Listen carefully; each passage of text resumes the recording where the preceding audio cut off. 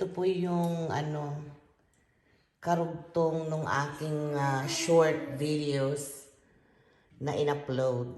So, biro lang po yung 50 pesos per kilo. So, ayan, nakaihaw na po si Daddy G. At ginagawa niyang batch per batch. So, ito po ay atin na pong i-imbak sa ating freezer.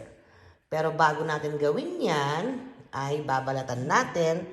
Then, ilalagay natin sa Ziploc. Ayan. So, nandito po ang second batch na iniihaw ni Daddy G. So, ayan. So, tara. Magbalat na tayo. Dahil marami-rami na po itong ating babalatan. At, para tayo ay may kainin during winter time. Pag gusto natin ng tortang talong. Ayan po ang ginagawa ko. So, babalatan po natin yung inihaw ni Daddy. And then, pupunuin ko lang po ring isang mangko. Na yung regular size po yan na mangko. Then, pag napuno na po yan, itatransfer natin sa Ziploc. Then, lalagyan po natin yan ng date kung kailan inihaw. Then, saka po natin ito i-imbak sa freezer. Yan. So, abangan. Tingnan natin kung makakailang Ziploc tayo ngayon. Itong Ziploc na to is yung medium size po siya. Yan, yung isang dangkal. Ayan guys. So, nakalima tayong Ziploc yung unang batch na aking binalatan. Ayan. And there's more to peel. And Daddy is still grilling. Oh, di ba? Dami pa. So, ayan na po ang ating 5 Ziploc bags. Inilagay ko na po sa ating freezer. Ayan. So, tara. Continue na po natin balatan yung pangalawang batch na inihaw ni Daddy. Ayan. So, nakapag-Ziploc tayo ulit ng 5 doon sa second batch na inihaw ni Daddy.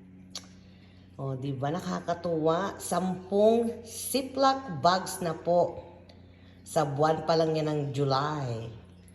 Nakakatuwa kasi ang dami-dami na namin pwedeng gamitin sa winter. O, ayan. Di ba? Malapit na siyang mapuno. Tapos, may 3 pang Ziploc diyan na frozen. Galing naman yan doon sa bukid ni mother-in-law.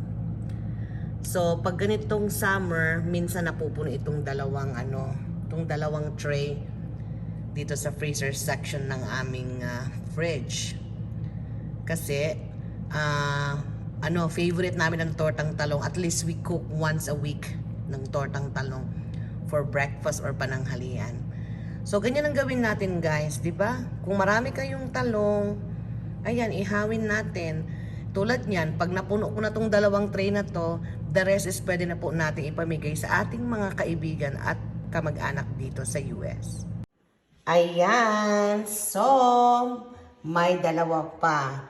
So, total na aking naisipla para sa ating eggplant imbak para sa winter ay 1 dosena. So, tara, that's it. Maglinis na tayo. Oh, ayun pa si Daddy. Nag-iihaw pa ng mga... May 4 pang natira doon pero uulamin na namin mamaya yan. Sa kayong sili. Thank you for watching. God bless everyone.